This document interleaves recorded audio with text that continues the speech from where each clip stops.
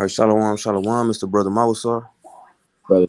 Oh, Right, and today, as you see in the title, man, we're going into a just man falling 7 times. Now, for anybody who's been in the truth for, Salaki, give me 3 seconds. Forgive me for the background noise. I got my special guest with me again. But for those who've been in the truth for a while, y'all know this is one of the classic precepts. Even if you don't know it off the top of your head, I guarantee you heard it before. Right, so let's just pull it out right quick. It's Proverbs chapter 24 and verse number 16. For a just man falleth 7 times and riseth up again, but the wicked shall fall into mischief. Right? So when we hear a just man fall 7 times, you can go a lot of different ways with that, but some people might take it to the extreme, and that's something that I want to clear up at the beginning of the video. We are not telling you that you can just go and commit adultery. You can go and eat as much pork as you want because, hey, they say a just man falls 7 times. I don't even. This is my first time falling. I'm gonna fall again in a couple months. You know what I'm saying? I'll wait till the summer hit. I'm definitely finna start. That's not what we telling you. That's not what we teaching you. We're not telling you that that's okay. That's not what the truth is about. A just man falling 7 times is what we in the when we was in the world, they used to tell us, oh, making mistakes is a human thing. Or they'll say nobody's perfect, or they'll say that makes you human when you mess up, or when you do something wrong, or when you forget something. You put something together the wrong way, right? That's what this verse chiefly is going into. You're going to mess up sometimes, it's just going to happen. We in this flesh. We live in America.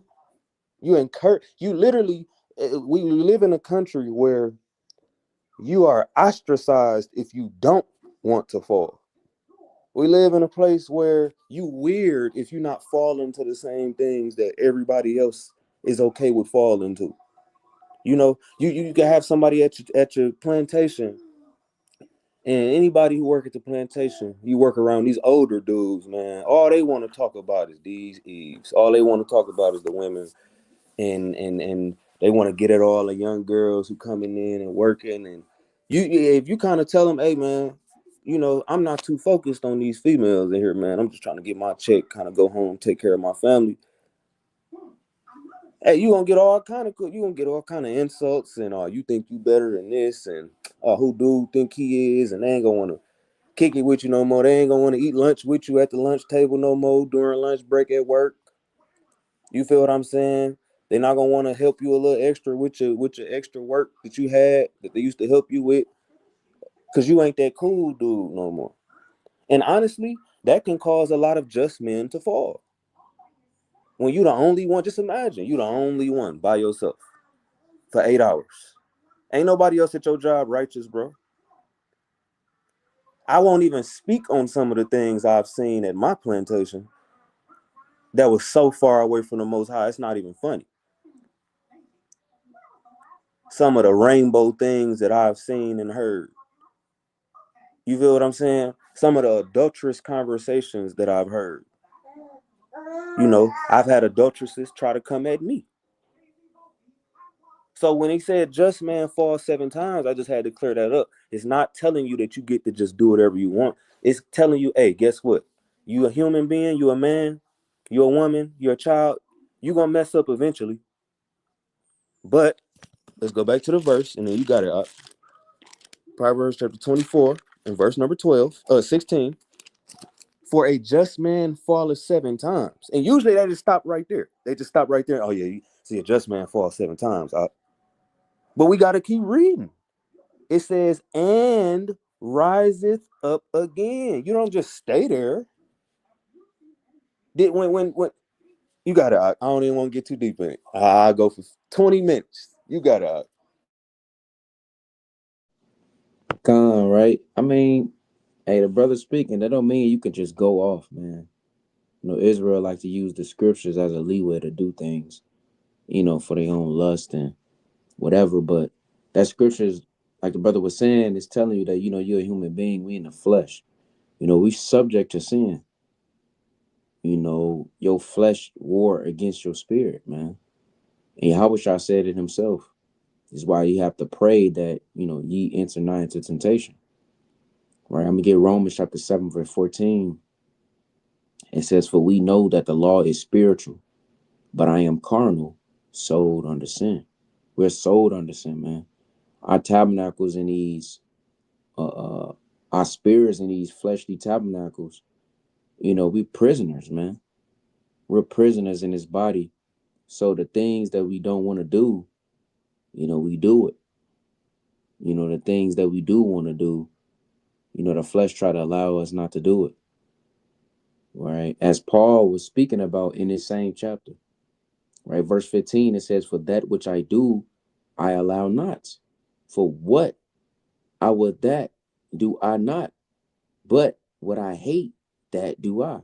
See, the things that you hate to do, you end up doing it. Oversleeping, staying up late, looking at a picture. For some reason, you just fall into a trance. And no, it was not your intentions. Do you think Peter wanted to deny the Lord? He didn't want to deny the Lord, man. Right? He didn't want to do that. He was zealous. Hey, I should die with you. Let's get that. Before we continue on, let's get that real quick. Hey, Peter said, I'm going to die with you, man. I'm going to die with you until ain't no point in me denying you. Right? This Mark chapter 14 and verse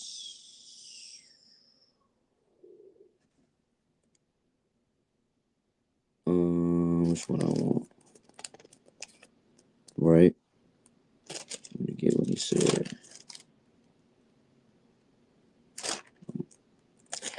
All right, I'm right there. Mark chapter 14, verse where's that? Where you go? Come, Salakia. Mark chapter 14, verse 27. Right, I'm gonna start at verse. I'm gonna get to the point. Start at verse 29. But Peter said unto him, although all shall offend, all shall be offended, right? Yet will I not. Right? Yet will not I. So, hey, Peter, Yahweh said that, everybody's gonna be offended. Let's start at 27. And Yahweh said unto them, all ye shall be offended because of me this night. For it is written, I will smite the shepherd, and the sheep shall be scattered. But after that I am risen, I will go before you in Galilee. Because Yahweh is speaking about him being betrayed. He's going to get taken up, right? Right after they eat meat, the Passover. He's going to get betrayed. Judah's going to give him up. And this prophecy happened in Zechariah 13:7, right? But Yahweh said that, but after that I am risen, I will go before you into Galilee. Verse 29, but Peter said unto him, although all shall be offended, yet will not I. So Peter was jealous, right? Peter was zealous, man. He was overzealous. He didn't think that he would offend the Lord. Then Yahweh shall tell him, right? And Yahweh shall said unto him, verily I say unto thee, that this day, even this night, before the cock crow, twice thou shalt deny me thrice. And hearing this, you'll be like, man, let's read again. Let's read 31. He said, but he spake the more vehemently, if I should die with thee, I would not deny thee in any wise. Likewise also said they all. Right? Likewise also said they all. But Peter was the rock of the church. Right? Peter was zealous, man. He said, but he spake the more vehemently. So he had his head up high. He had faith in the Lord, right? He was confident within himself too, and believing that he's not going to deny the Lord because, he said, I'm going to die with you. I'm going to be on the cross with you. So how can I deny you? But let's see what happens, right? Let's jump down to verse 67. It says, when she saw Peter warming himself, she looked upon him and said, and thou also was with Yahweh of Nazareth. But he denied, saying, I know not, neither understand I what thou sayest. And he went out into the porch, and the cock crew. Now, he didn't perceive what was going on. I mean, obviously, this was destined to happen. For you to fall is destined to happen. That don't mean that you just go fall short and be like, yeah, this was meant to happen. Yeah, you don't want to justify yourself leaning on your own understanding, because really you premeditated. You premeditated what you want to do and you did it, and then you want to say, yeah, yeah, I fell short. It was all of the Lord. No, brother, right? But as Peter going through this, he's not noticing or wondering that, hey, this can't happen. He's not, what Yahushua said to him is not in his mind, right? Read on verse 39. And a maid saw him again and began to say to them that stood by, this is one of them. And he denied it again. And a little after, they that stood by said again to Peter, surely thou art one of them, for thou art a Galilean, and thy speech agreeth thereto. So, hey, they coming at Peter, man. Hey, you talk just like them. You is them, man. You got the same accent. Y'all say the exact same words. You is him, man. Yes, you is. Hey, Jake, do that. Eve, do that. You sound familiar. Hey, this how you know this our people. But at the end of the day, Peter is, hey, Yahushua words is not in his mind. This literally it's of the spirit, yes. But he didn't think that he would do this. He didn't think that he would go off. He didn't think that he was going to deny the Lord thrice before the cock crow. Twice. Verse 71. But he began to curse and to swear, saying, I know not this man of whom ye speak. And he was zealous, man. Trying to be hidden, not noticed. Right? 72. And the second time the cock crew, and Peter called to mind the word that Yahushua said unto him. Now it comes to mind. And it happens when you fall, man. Like, dang, that precept. Why that precept ain't come to mind when I did that? Dang, I knew not to do this, man. Why, it came to mind. And let's see how hurt he was, right? Let's see how hurt Peter was. And Peter called to mind the word that Yahushua said unto him, before the cock crew twice, thou shalt deny me thrice. And when he thought thereon, he wept. He cried bitterly. And everybody been in this situation. And if you haven't, something wrong with your spirit. No matter how many times you fall short, you still feel that same spirit of shame. You just feel unworthy. You may cry, or your spirit is crying. This how Peter felt. It ain't come to mind till after he did it. This happens. The flesh, man. So don't think like, it's a lot of stuff going on in Israel. You think that, oh, it won't happen to you. This is why you got to be careful what you say and how you judge people as well. Because them same spirits that be on people can hop on you too. These spirits walk to and fro. You don't think, it may not happen, but you don't think Job seen somebody with boils and it happened to him? Who would have thought that he'd get boils? He didn't think he was going to get boils. LeVar Ball, he got his leg cut off. You think his leg was going to get cut off? They probably told him and it didn't escape. It didn't register in his mind. That's just saying that, hey, these things can happen to you. We're in the flesh, man. Right? So let's go back to Romans chapter 7. Right? So verse 16, it says, if then I do that which I would not, I consent unto the law that it is good. Right? And it feels good when you can consent to the law. When you being tempted and you keep the commandments, you praying and calling a brother and meditating on the precepts, it feels good. But just know that spirit's going to come back, and it's going to be a time where you fall short. It's going to happen. We read it in the scriptures how our forefathers fell. We just read Peter, right? So I got one more through the spirit. Let's go back to Mark. All right, we go to Matthew. It don't matter. All right, Matthew chapter 26. Matthew chapter 26. All right. Matter of fact, let's go to Mark. So I like how that's spoken. All right. So this Mark chapter 14. Salakia. Mark chapter 14, verse 38. It says, "Watch ye and pray, lest ye enter into temptation." Right? The Lord ain't say this for no reason. Right? Yes, you heard this precept all the time, but we do have to come back to this.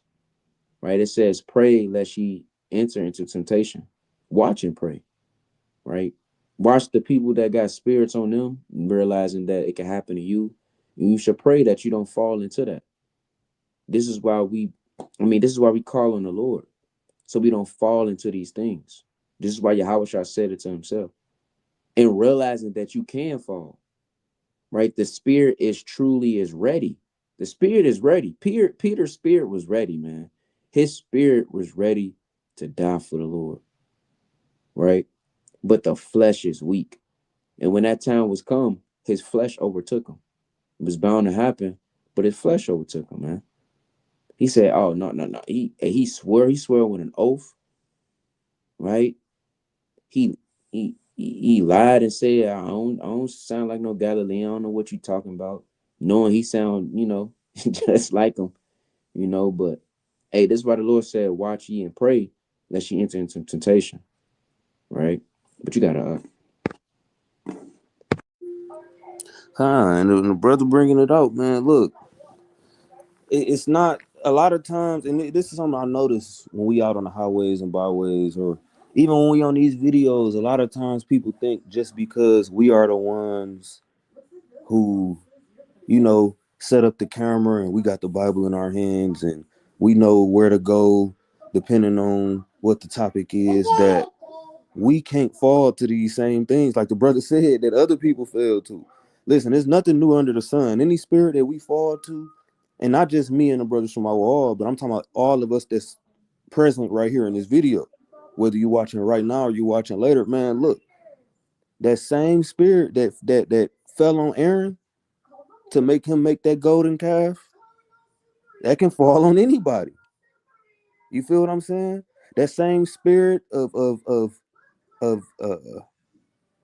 well, I mean, I don't even know what to call it. The spirit of Jezebel. Let's just call it that. That can fall on any woman. So we gotta really understand. Like I said, that's why I came out with that disclaimer from the beginning. Look, a just man falls 7 times, but that don't mean he, you know what I'm saying, he set the banana peel in front of himself and slip on it on purpose. It doesn't work like that, right? Hey, you might have something you've been battling since you was a kid, you know, and we not gonna get too. We gonna keep it nice and family friendly on here. We're not gonna get too crazy, but for those that have an ear to hear, let them hear it, man. It's certain things that us as men, we probably been dealing with since we was 12, 13, 14 years old. Now you 25, 23, 30, whatever your age is, you in the truth. And I guarantee you, you thought just because you was in the truth now that you'll never have to deal with that again. And guess what happened? Guess what happened? You was probably a year in, 2 years in the truth. All of a sudden, that spirit come back. You know what I'm saying? You ain't wanted, you ain't committed adultery since you came in the truth. You done with adultery. You done being Tyrone, whatever you want to call it. You done with that. And guess what's gonna happen? The Passover is gonna approach, and you're gonna get tempted. And as a matter of fact, let me get another classic precept. Because the thing about the classic precepts is that they're a classic for a reason. And a lot of times, even myself, I've been guilty of this. When we hear classic precepts so many times, we forget how much weight they really hold. Right? So let me get Sirach chapter 2. Right? And this time I ain't getting it because it's my favorite book. I'm getting it because it's actually a classic precept, right? It's Sirach chapter 2. And verse number 1, it says, "My son, if thou come to serve the Lord, prepare thy soul for temptation." I mean, that's straight. It said, okay, you want to come serve the Lord, right? You saying call halal Yahweh Bashem Yahweh Shai, you out there shaking the hand. You see people on the videos bringing it out mighty, rebuking the heathen, standing boldly, making their body a living sacrifice. Hey, guess what? You know what come with that? Soon as you get home from camp, you're gonna get tempted. You know what I'm saying? Soon as you get home from camp, or as soon as you go home from work, you're gonna have to do a video like me and the brother is doing right now. And then after that, you're gonna have to do a call. And you know what you're gonna be tempted to do? I would rather just go to sleep. That's what you're gonna be tempted to do. I know the Lord set me up to do this work. You know, even your real job. Not to say that the truth ain't a real job, but like I said, those that haven't ear to hear, let them hear. Your plantation. You keep hitting that damn snooze button. You know, you supposed to be at work 6:30. You set your alarm for 5:30. Here it is. It's 6:05. You didn't hit that damn snooze button 3 times. That's not the type of falling that we are talking about. We talking about on them days when, hey, guess what? Your car broke down on your way. A brother just brought it out the other day. He was going, I mean, when the brother was bringing it out on the soldier call, it was like crazy to hear. Brother had this issue, then the damn car broke down, then he went in the house to try to get something, come back outside, somebody trying to break into the car. It was crazy. That's the type of temptation you're gonna face. You know what I'm saying? You're gonna see, hey, if this is the temptation you're dealing with, you're gonna see some of the finest women you ever seen in your life once you come in the truth. Guess what? You're gonna be teaching that camp, and exactly your type is gonna keep coming up every time you teach. It's gonna be all men when the other brothers teach. But when you teach, you're gonna get all the Eves. And they're gonna be exactly what you like. Because this is what Satan does. He tempts you. But just think, if you didn't get tempted, how do you know how strong you really are? You feel what I'm saying? There's a lot of brothers go to the gym, and the sisters too, but I'm addressing the brothers directly right now. A lot of brothers go to the gym and they know what a 1 rep max is, or it's a maxing out day, where literally you put the most amount of weight that you can on a rack, and you try to do the most weight that you can do in 1 rep. You feel what I'm saying? Putting that work in, doing what you got to do. However, when it comes to this temptation, you don't have to move like that. You don't have to 1 rep max everything. You feel what I'm saying? That's why the Lord gives us grace. That's why the Lord gives us wisdom. That's why he gives us brothers. You will never find nowhere in the Bible where the Lord said, "No, don't mess with nobody else. Just be by yourself in the truth." And this is something that me and the brother bring out like every other video, dang near. The Lord didn't set us up to be by ourselves. That's a lot of ways how you can fall. And if I remember correctly, when Peter was denying the Lord, he wasn't with the other apostles. I could be wrong, but to my understanding, he was by himself. Now, just somebody, let's put yourself in that situation. You know, let's say they come in at Shemawa. Oh, you know that brother Mawasar? And he just saw what they just did to me. No, you was on them YouTube videos with them, weren't you? What is that? The WFI? What y'all call yourself? Then they gonna kind of pull up the page in front of you. Ain't this you? Back when you had the braids. And guess what? You're gonna be tempted to be like, "Nah, I don't know what you're talking about, man." You know what I'm saying? But we gotta truly understand what it means when it says prepare yourself for temptation. Right? I'm gonna go back to what even started this whole little rant that I'm on. It's Sirach chapter 2 and verse number 1. My son, if thou come to serve the Lord, prepare thy soul for temptation. You just got to get ready for it, bro. It's like getting in a fight. I hope you're not finna get in a fight and be scared to get hit. What do you think happens when people fight each other? That's how fighting works. And speaking of fighting, I got one more precept, and you got it. All right, this second Esdras. Let's get another classic. We might pull out all classics tonight, man. Because the classics, aka the milk, is what we really need. You know, all that prophecy and knowing who the red dragon is and pale horse, that's not gonna help you when your time of temptation comes. And I think another brother just brought that out the other week, right? But let's get this in 2nd Ezra chapter 7 and verse 57. I'm starting verse 56. For while we lived and committed iniquity, while we lived, we was committing adultery, bro. What was we doing? We banging.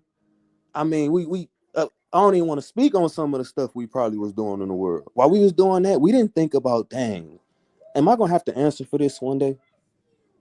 And that's what the mighty prophet Ezra is saying, right? Let's keep reading. For while we lived and committed iniquity, we considered not that we should begin to suffer for it after death. Then answered he me and said, this is the condition of the battle. Meaning it is what it is. Guess what?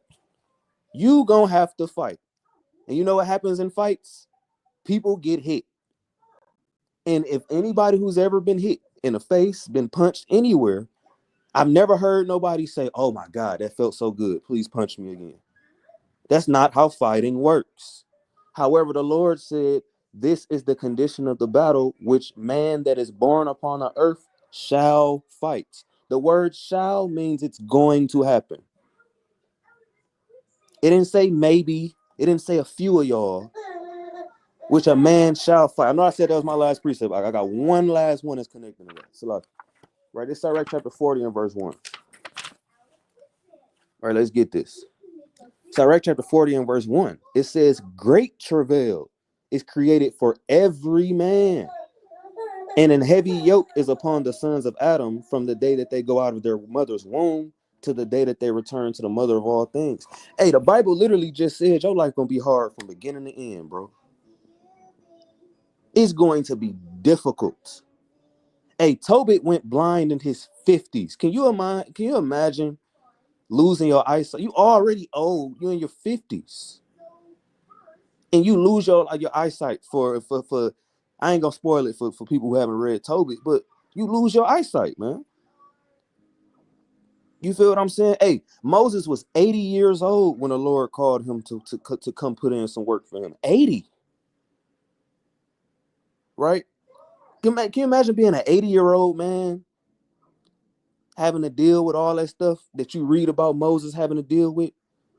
85, 90 years old, 95, 100 years old, having to deal with all these people. You got Korah and them 250 princes and all of these people coming up against you, and you ain't did nothing but try to help these people. Right? These are the temptations that can possibly cause a just man to fall those 7 times like we're talking about. But you gotta.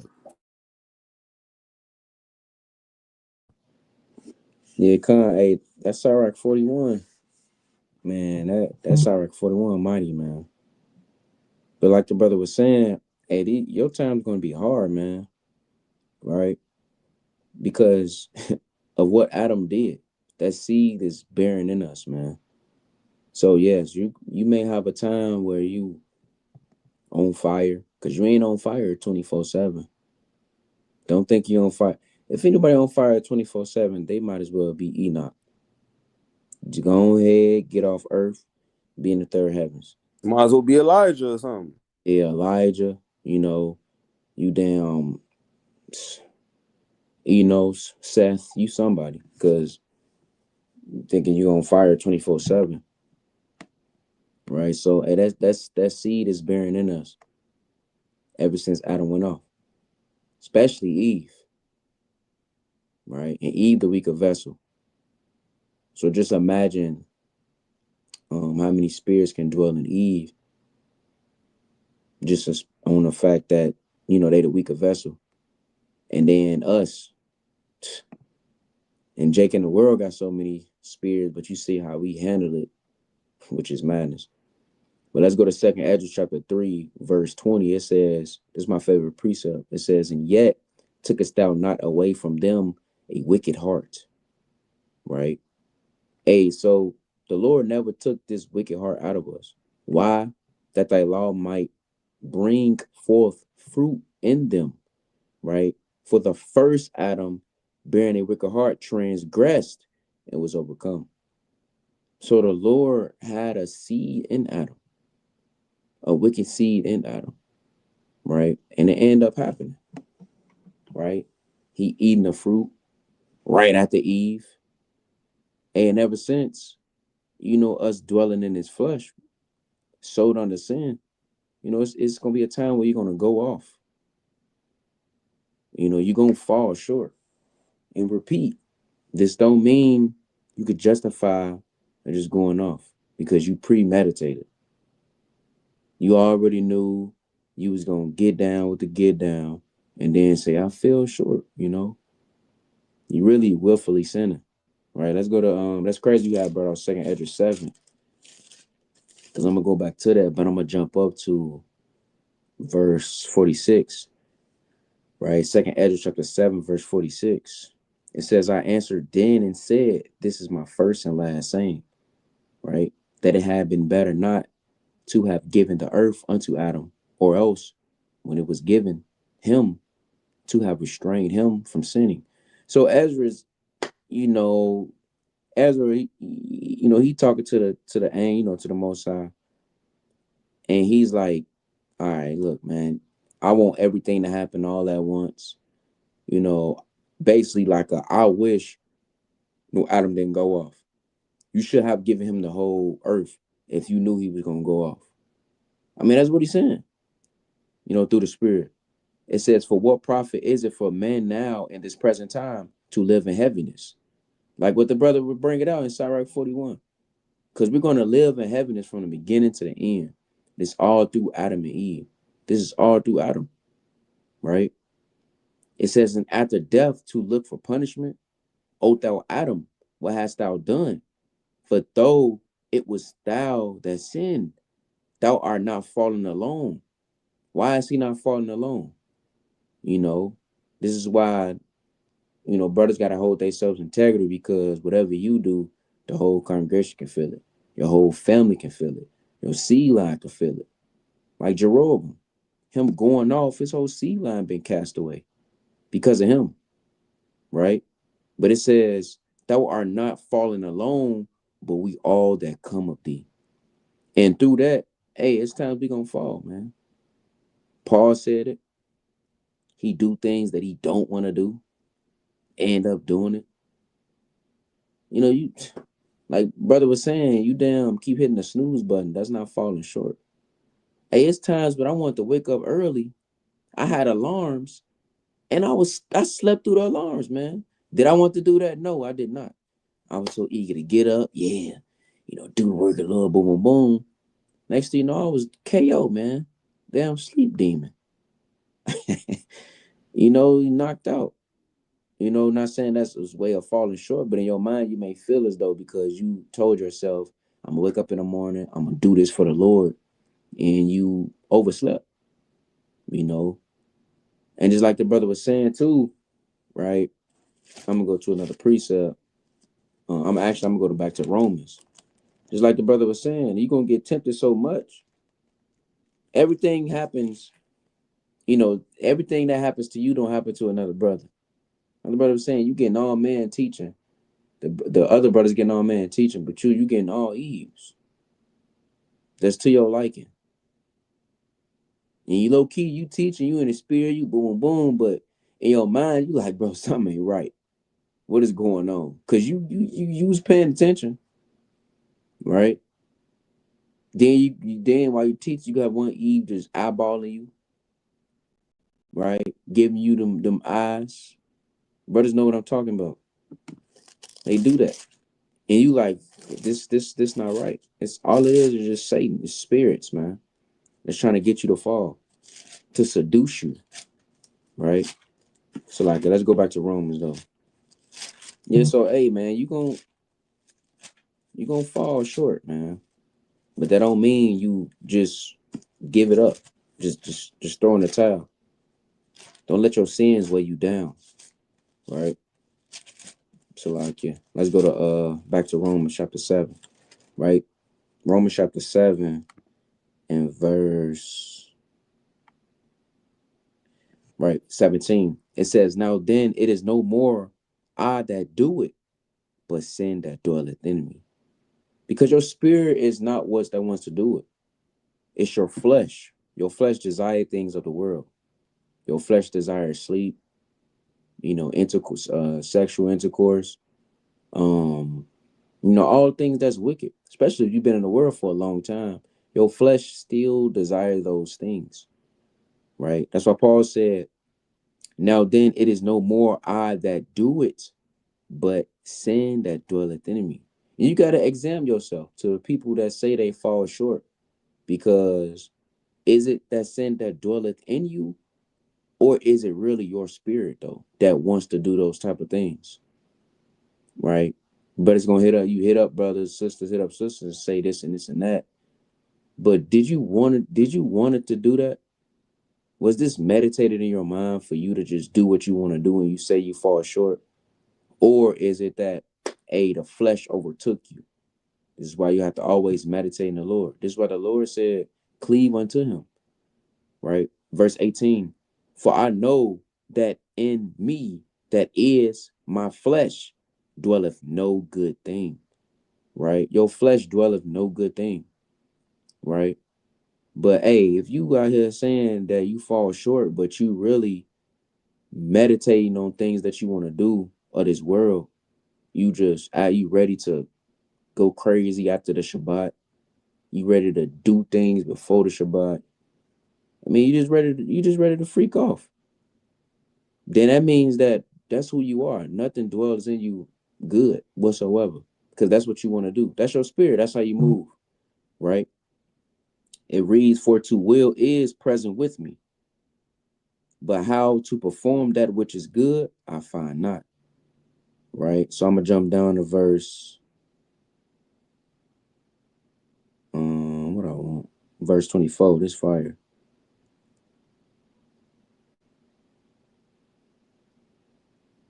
Right. This is fire. I'm gonna just read on. Right. It says, now if I do that I would not, it is no more I that do it, but sin that dwelleth in me. Right. It reads, I find then a law that when I do good, evil is present with me. Hey, it would never leave you, man. These spirits is not gonna leave you alone.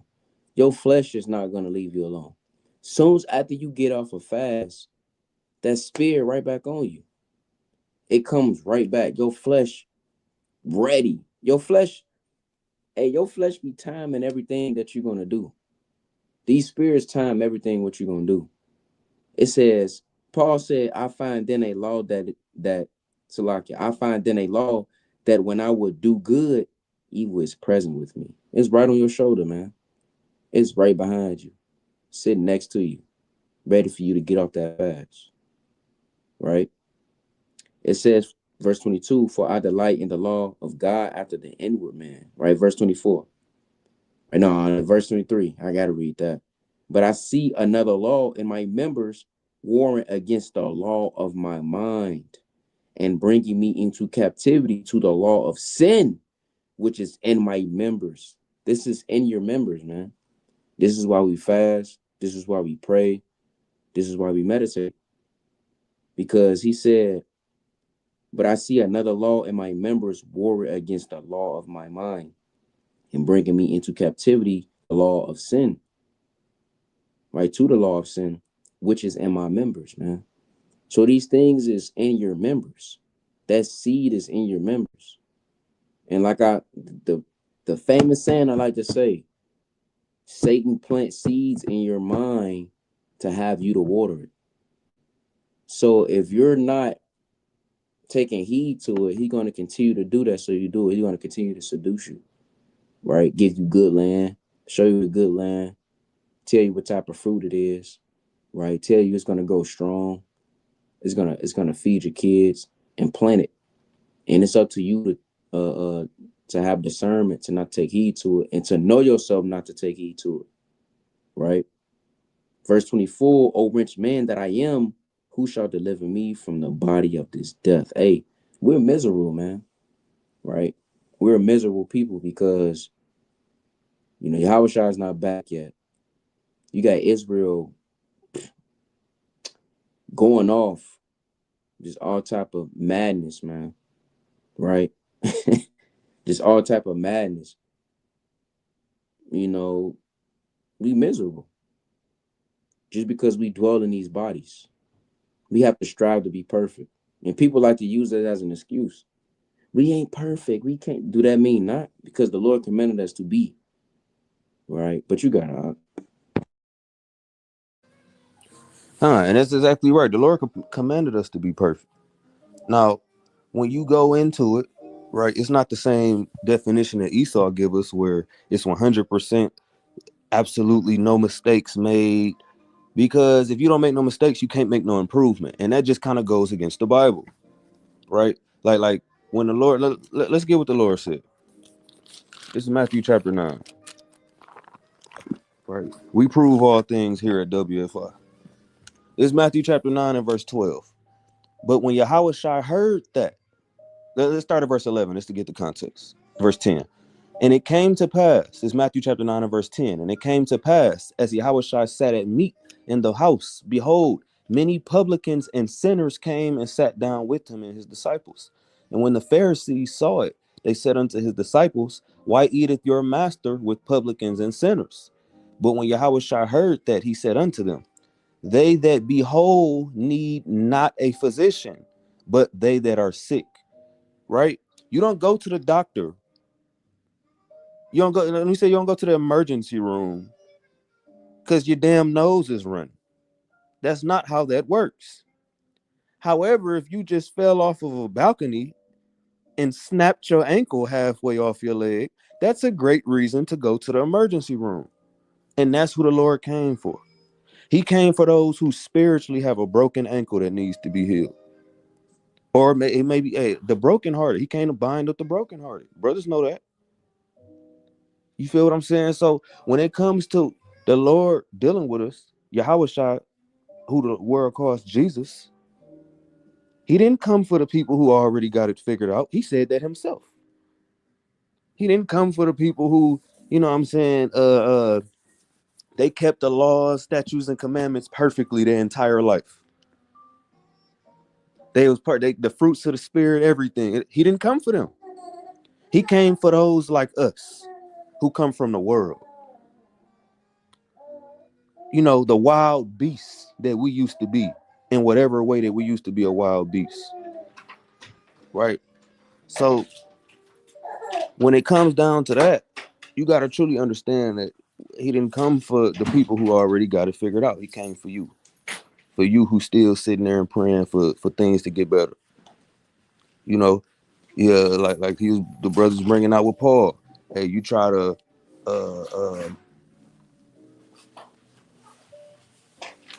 so like you tell yourself, hey, I don't want to do that. I'm tired of falling into that, man. I've been falling for that for too long. And then all of a sudden, then here comes Satan in your mind. Don't you remember how good that used to feel? That used to be fun, didn't it?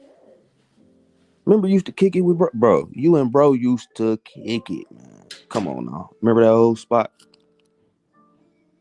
Hey, it might be construction on the damn street that you usually take home. So now you got to take a detour past that bar you used to go to. And you've been trying to stop drinking, right? You 2 weeks sober. All praise to the Most High. I'm 2 weeks sober. I ain't touched the bottle. I ain't went to the liquor store. I didn't, you know, I'm good. I'm in the clear. Then Satan like, all right. He rubbing his hands like Birdman. All right. What he gonna do when his car break down on him? You know, what is he gonna do when he gets suspended from work for 3 days and they won't give him a straightforward answer? Hey, you kind of broke the guidelines. We got to suspend you for 3 days and no pay. And the brother got rent due next week. He needed that money on that check, right? Because that's what temptation is. You can't get tempted by something that you don't like or by something that can't affect you. It doesn't work. If I don't like dudes, you can't tempt me with a dude. It doesn't work like that. But guess what? If I like a certain particular type of woman, you can probably tempt me with that. Or if this brother like a certain type of liquor, you can probably tempt him with that. This brother like a certain type of he like to carry his surf a certain type of way where he the tough guy and can't nobody talk to him no kind of way, and he'll get on that with anybody. Oh, Satan got something for you, right? As a matter of fact, speaking on that point, it's plenty of verses in the Bible, all over in the Apocrypha, New Testament, Old Testament, talking about people who like to be violent. That's something the Lord absolutely hates. Because who are you to be violent? And really, who are you to commit adultery? Who am I to look at this brother Shemawa wife and be like, hey, he don't know what he's doing with that? Who am I to do that?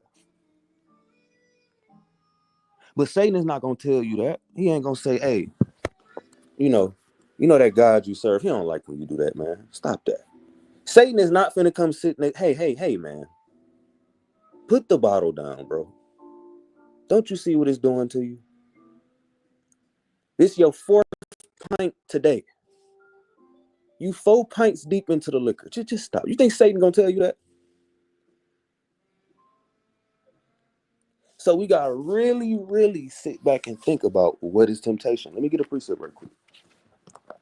This is we going to the book of James. Man, listen, if y'all ain't never read the book of James, just read James chapter 1, man. You want to learn how to move in the truth.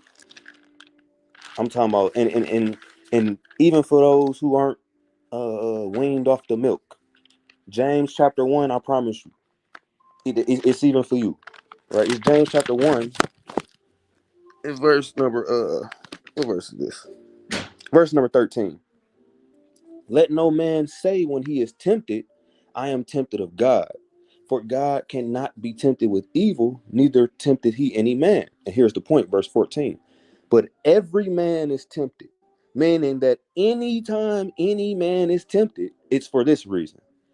But every man is tempted when he is drawn away of his own lust and enticed. You only get tempted by what you like. It's certain brothers who never got into them nasty videos growing up. They can't really be tempted by that because they was never into it. It's not a lust of theirs. But guess what they lust is? Some brothers like to overeat. They get stressed out, they stress eat. Now you got all type of health issues. You know, you're not addicted to no drugs or nothing, but you got a sugar addiction. Now you got diabetes. Now your heart jammed up. Right? So it's like, what is your lust? You have to know yourself. Let's get that. Let's get that precept out. Hey, we gonna bring it out tonight, man. Let me get Sirach 37.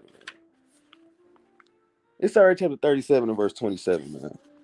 My son, prove thy soul and thy life, and see what is evil for it, and give not that unto it. It says, for all things are not profitable for all men, neither have every soul pleasure in everything.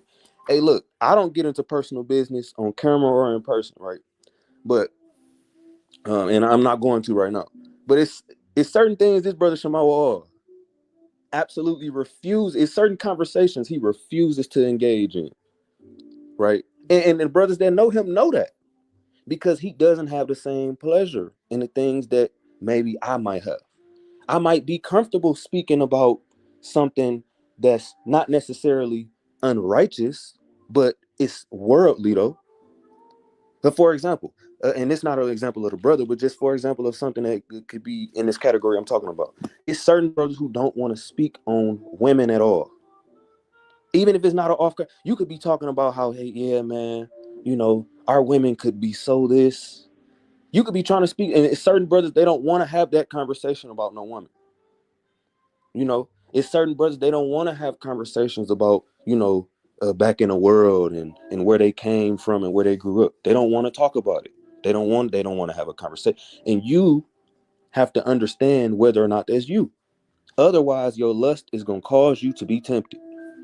And let's go back to James and see what happens after you get tempted. And this is why I say anybody can read the book of James, because the brother broke it down so flat you can walk on it, like the mighty brother that we both know, Tawar, would say, right? It's James chapter 1, It's like I lost my page. In James chapter 1 and verse 14, continuing on. It says, but every man is tempted when he is drawn away of his own lust and enticed. Then when lust hath conceived, and hey, we grown here. Conception. For you to conceive something from somebody, you had to get real close to him. You had to get real close to him. And that's as PG-13 as we gonna put it. You got to get real close to conceive. So how close did you have to get to your lust for your lust to conceive? Right? That mean it wasn't no pull-out process or nothing. You was in the moment. Hey, lust, I'm finna give it to you. You finna, man, I'm finna rock your world tonight, lust. And that's exactly what you did. And now let's see what happens.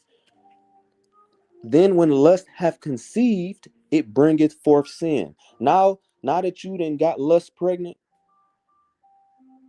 now that you done laid, and spiritually, right, we know that in the Bible, laying down with somebody is marriage. So now you done married lust. You done got down on one knee and put a ring on lust's finger and told lust, I'll never leave you, to death do us part. And lust said, okay, I'm finna give you this baby, and that baby is sin. Now let's see what happens. And sin, when it is finished, bringeth forth death. Imagine you impregnated your own death without even knowing it. Just imagine that. Imagine you went up to, imagine you went, just like filling out a job application. You went somewhere to sign up for your own death. Yes, okay, I'm going to give in to this, and I'm going to die because of this. Yep, I signed it at the bottom. Let's get it notarized. We can get 2-3 witnesses. Let's make sure everything is in writing. You can fax it to your lawyer. I'll fax it to mine. The contract is done. That's what you do when you give in to your lust. But let's not keep it pessimistic. How do we stop ourselves from even falling to that in the first place? I got a verse for y'all, and then the brother got it. It's 1 Corinthians chapter 10. And like I said earlier, when we speak on these things, it's not from a holier than thou standpoint. None of that. Most of these things that we talk about you not wanting to go through, we went through ourselves. That's how we know you don't want to go through. You don't want to go through having to wonder, dang, is the Lord going to forsake me after what I just did? You don't want to have that feeling, bro. Where you just got to have, let's get that. And then I'm going to get this verse in 1 Corinthians out, and then you got it. Let's get Hebrews chapter 10. I'm telling you, it's one of the worst feelings on the planet when you got to go through this. It's Hebrews chapter 10. I'm going to get straight to the point, verse 26. For if we sin willfully, after that we have received the knowledge of the truth, there remaineth no more sacrifice for sins, but a certain fearful looking for of judgment and fire indignation, which shall devour the adversary. Hey, you know what your mama used to tell you, when we get home, I'm finna whoop your behind. And you just had to sit there and wait on it. Hey, guess what? You got home, she started cooking. You know, she might have started cleaning the house. She ain't whooped you yet. You kind of like, she just playing with your mind the whole time. You like, bro, ain't no way she just forgot. As mad as she just was in the car, she ain't just forget about that. Hour or two go past. Guess what? You get a little comfortable. You start playing. Hey. Don't let you get comfortable. You start playing the game. You got your headphones on. You in a Call of Duty lobby talking crazy to everybody. You just dropped 40 kills on Nuketown. You going crazy. Then you hear that door open. Oh yeah, it's over with. And guess what? The whole Call of Duty lobby finna hear what's gonna happen to you. And the Lord moves the same way. It says just a certain fearful look where you just like, bro, I just know the Most High is finna. Oh my God.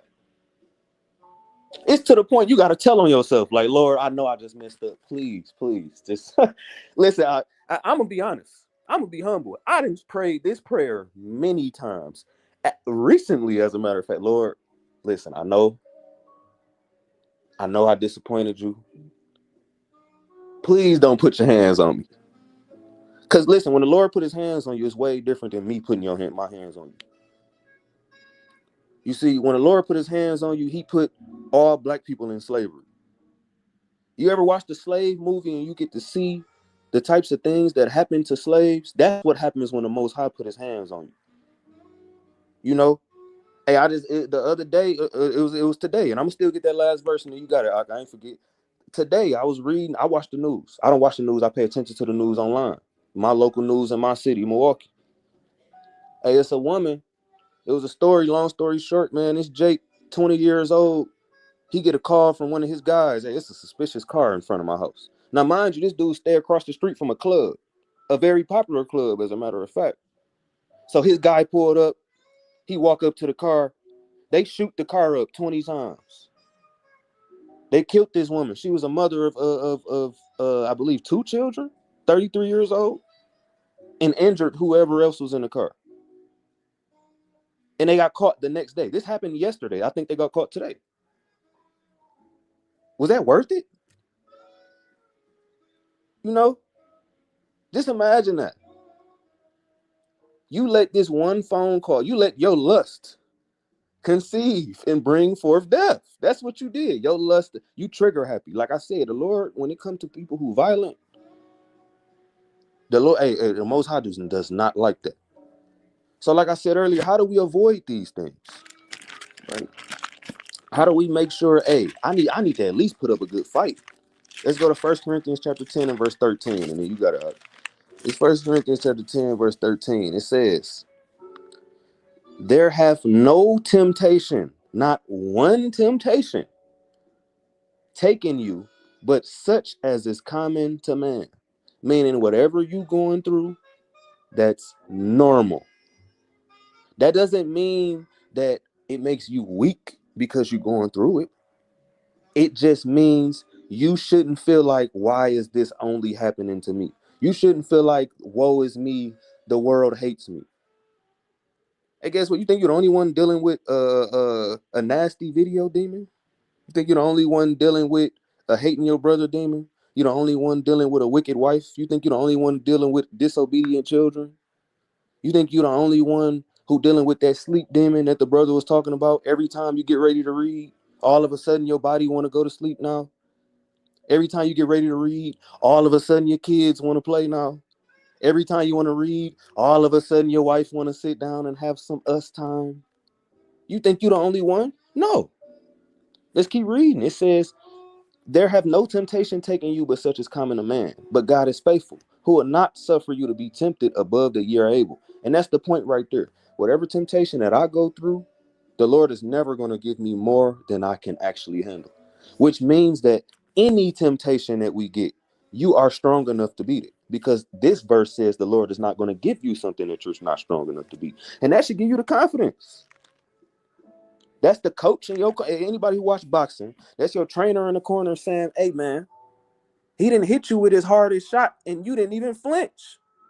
He can't hurt you." Now, when this bell ring, get in that ring and handle your business. And the Lord is the same way with us. But you gotta, I yield with that. Kind of brothers, hey, brother talking, man. It do not feel good, right? You ain't the only one that's going through this. That's why the Lord brought it out. This is why it's written in his Bible.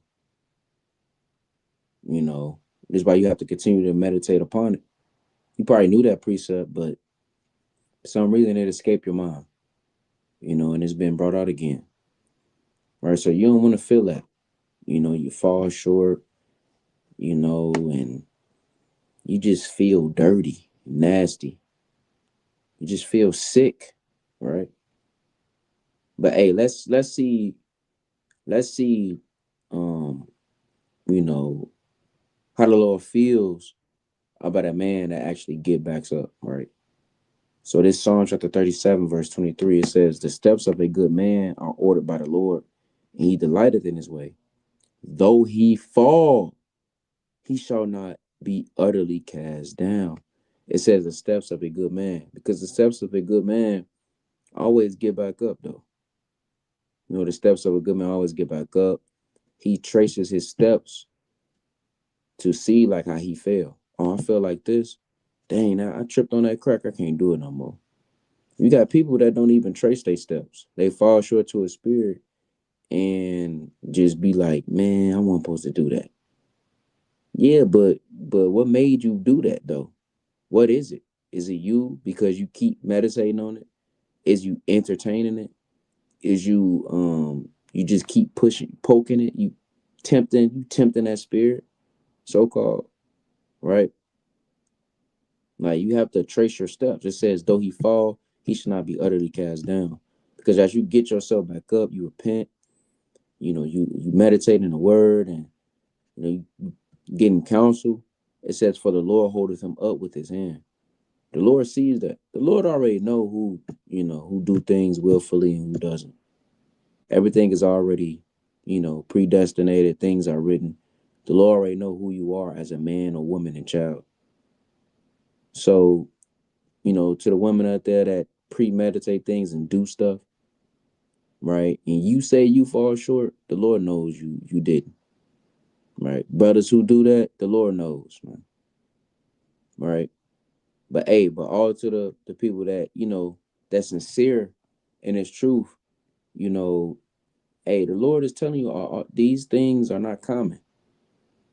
These things are not uncommon, Salakia. Right? So it happens to every man. It's a brother out there with a wicked woman. It's somebody out there with a wicked woman. And you think you the only one. They probably catching more hell than you. Right? They really got to go outside and sleep outside, sleep in the car. Right? Don't even want her home cooked meals. They want to eat fast food all the damn time because they don't trust her. Hey, it's somebody out there dealing with worse. Our sisters, man. You got, married to, and he just not doing nothing. Don't even want to go out with you. Don't even want to, watch a movie with you. Don't even want to read with you.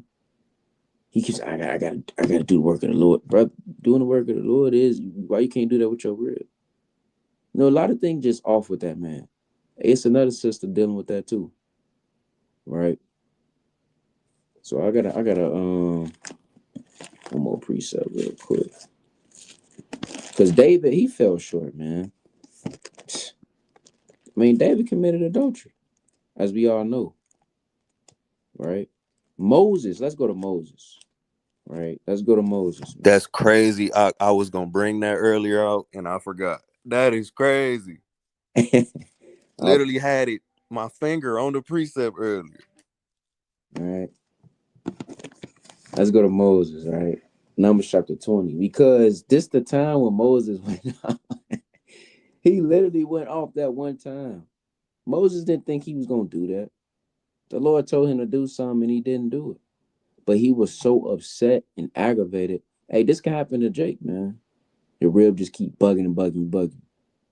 Not knowing that Satan is really just all in your ear. He wants you to get out of the spirit. And you think that would never happen. You a loving, kind man.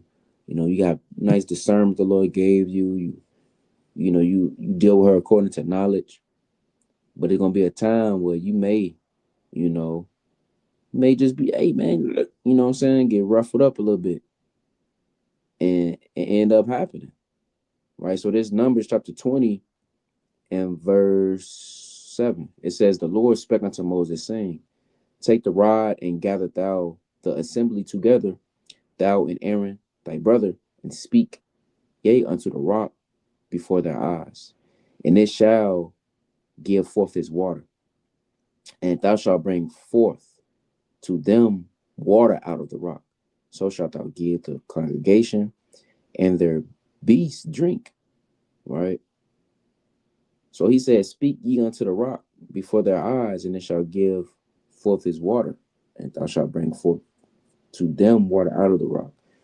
So let's see what Moses do. And Moses took the rod from before the Lord as he commanded him. And Moses and Aaron gathered the congregation together before the rock, and he said unto them, hear now, ye rebels, must we fetch you water out of this rock? Hey, the Lord said, speak ye unto the rock. Why are you talking to Israel? And he was upset. Let's jump up a couple verses. Let's see why he was upset. Right? Verse 1. It says, Then came the children of Israel, even the whole congregation, into the desert of Zin in the first month. And the people abode in Kadesh, and Miriam died there and was buried there. And there was no water for the congregation, and they gathered themselves together against Moses and against Aaron. And the people charged with Moses and spake, saying, With God that we had died when our brethren died before the Lord. And Israel, we kept continuously tempting the Lord, bucking up against Moses, always saying something out of the spirit against Moses, man. And Moses was fed up. So that's why Moses was here now, ye rebels. Must we fetch you water out of this rock? And Moses lifted up his hand, and with his rod he smote the rock twice. Right? Hey, Moses did something that the Lord didn't tell him to do. And we do that. We do things that the Lord didn't tell us to do. Right? And look what happened. He ended up couldn't see the promised land because of that. Right? That flowed with milk and honey, man. And hey, that's to let you know, anger. Hey, his brothers out here that deal with anger. I mean, they get so heated. They get heated, man. You got sisters, they get, fierce, man. And you could feel that spirit too. Right? You could feel that spirit. And Moses dealt with that. Because Israel, us, as a people, we just, we hard headed. We don't like to listen. We forgetful of things. We forget the things that's been done to us on a, we always forget the right hand of the Most High. We always forget that. As soon as we get into something, we forget about all the good things that the Lord done. And it's written. And Moses, so upset, said what he said, what the Lord told him not to. He ended up not seeing the promised land. Right? But you got to. Man. Look, man, there's so many examples of just men in the Bible falling. This is just something that happens. It's just something that, like we said earlier, it's like they say in the world, hey, that's what makes you human. And I can slightly agree, right? But it doesn't make you human to continue to do something over and over on purpose that you know is wrong and try to pretend like, oh no, I just failed to it. You actively sat there and planned out what you was gonna say in this brother's wife DM before you hit her up at 2 a.m. Then you want to try and act like, nah, I just failed to the adultery, right? And we use these funny examples, but we know that people can really relate to these. It's not a mistake if you stayed out until 1 a.m.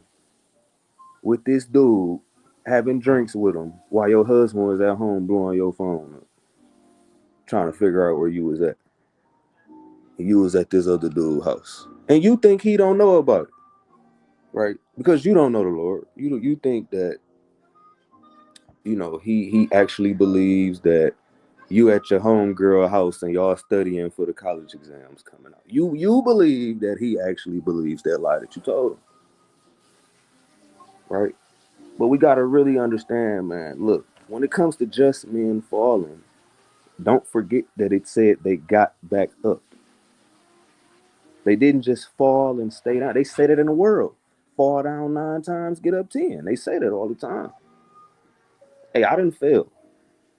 I didn't fail hard before. I'm talking about when you're going to talk about a spiritual face plant, nose spiritually broke, eye out of the socket, lose hearing in one ear, jaw wired. And guess what you got to do? You got to go through that rehab, right? Now you got to, now you got to get back on fire. Now you got to start back doing your videos. Now you got to get back into reading your 3 chapters a day like you used to read back in the day. Now you got to actually start back fasting once a week. And it's going to be hard. Like, brothers say it all the time. It's way harder to start a fire than to keep one going. And anybody who's ever been in, y'all ever tried to start a fire, you will truly understand what I mean by that. That is not easy. But once you get it going, just keep feeding it. Just keep feeding that fire. So I got one last precept, and that's it for me. Right. You got anything else? All right, well, we're gonna close out with this one, man. This is I'm gonna close out with this, and then I'm gonna reread the precept that was the topic of the whole video, and then we out of here. This Proverbs chapter 16 and verse 32. He that is slow to anger is better than the mighty, and he that ruleth his spirit than he that taketh the city. And this is one of my favorite precepts because it shows you that what makes you strong, what makes you unique, what makes you powerful is not what's on the outside. Right? Being a ruler, being a king, being a mighty man, that's on the outside. Like Donald Trumps and the Putins. And on the outside, those are people that you would probably look up to. Your little babies and your Anthony Edwards and your Bronny Jameses and whoever you look up to. For the ladies, y'all look up to the damn Meg. You look up to these people. But guess what? The Lord said if you got rule over your spirit, you better than them. You better than a ruler of a city. You better than the governor of your state. If you can just have self-control. Right? So I'm gonna get this last precept. And I brought that out because, hey, having rule over your spirit can get you out of a lot of situations. If David had rule over it, Moses had rule over his spirit in that moment. Because that don't mean he didn't have it at all. But in that moment he didn't have it. Guess what happened? He got jammed up. Hey, David didn't have self-control in that situation. Guess what happened? Got jammed up. Judas, Saul. I mean, we could just keep going. When Shammai cursed David, he didn't have that self-control. So we got to learn. And this is something that, like I said, it don't make you weak that you don't have it, because this is something that me and this brother still trying to learn too. We still trying to learn how to be that just man that rise up after we fall too. Right? So I'm going to get this last precept. We're going to close this off. It's Proverbs chapter 24 and verse 16. For a just man falleth 7 times and riseth up again, but the wicked shall fall into mischief. Right? Meaning that, hey, the just man gonna fall short. He gonna repent to the Lord. He like, man, like the brother said earlier, you in that spirit where you just, you know what I'm saying? You toe up by what you just did. But hey, the wicked gonna kind of be like, hey, it is what it is, man. You know what I'm saying? It's like the brother said about the predestination earlier. Hey. You know what I'm saying? Hey, don't be that brother. Hey, the Lord predestinated me to hit your wife. I don't know what to tell you. It was predestined. Your wife cheeks was mine from the beginning. Hey, that's off. So we can't move like that when it comes to other sins either.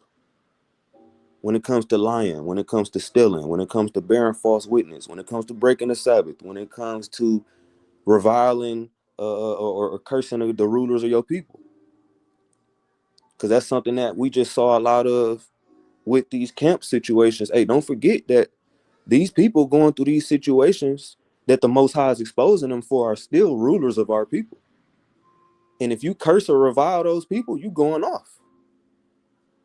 Now, we're not going to drop no names, but hey, if you know, you know. If you don't, you don't. But with that, we want to give all praise, honor, and glory to Yahweh, Ba'ashem Yahushua. Right? Hey, a just man falls 7 times, but he rise up again, like it said in Proverbs 24 and 16. Shalom. Shalom.